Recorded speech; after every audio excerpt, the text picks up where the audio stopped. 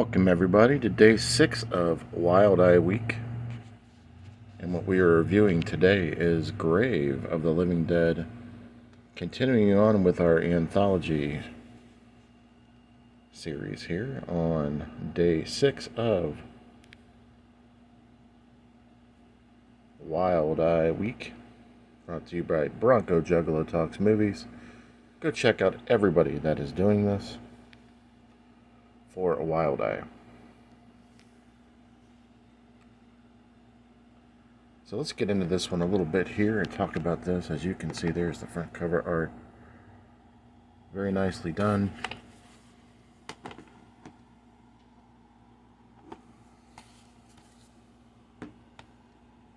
I sort of kind of go over some of the segments that I prefer, like some of the ones that I really enjoyed.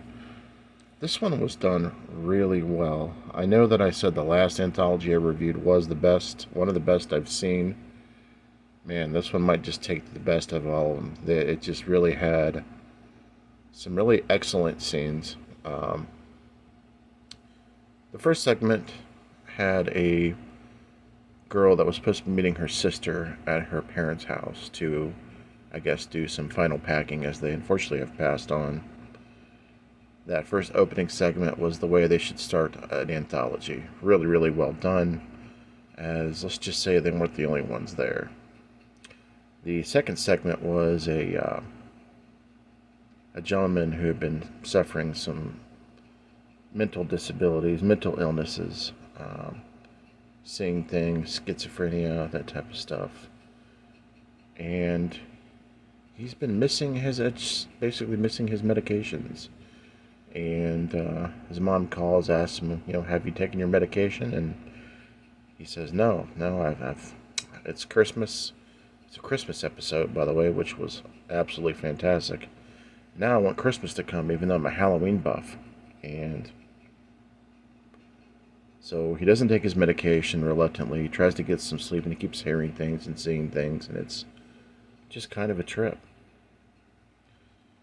And then I don't want to get into too many of the segments because I don't want to give them away, but I do want to tell you that this one has a whole bunch of different directors, including Dustin Ferguson on this, and it was just really excellently done. You don't really get that shot on video type feel with this one. It's more of a, how do I put this? Just really, really well shot. Not that those are not shot well, but this one was just really shot well. The acting was fantastic in these segments. The last segment really wasn't my favorite segment. I thought it was great. But you do have a lot of different angles with this. You have witchcraft in this. You've got a play on mental health. You've got demons. You've got blood. I mean, it's pretty much got everything you could possibly want with it. Not so much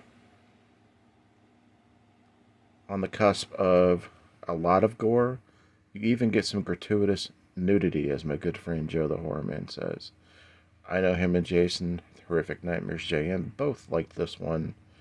I loved this one. And like I said, go check out Wild Eye Releasing. Check out their catalog. Go check out everybody that's doing Wild Eye Week. We put a lot of work into these for you guys to enjoy. And I do want to thank Super Slash Brothers and Bronco Juggalo Talks Movies. Much respect for doing this every year and letting us all have a great time. And I do want to thank Wild Eye Releasing for sending me this as well, as I just keep enjoying these. They just keep getting better and better. Alright guys, like I said, don't slip on this one.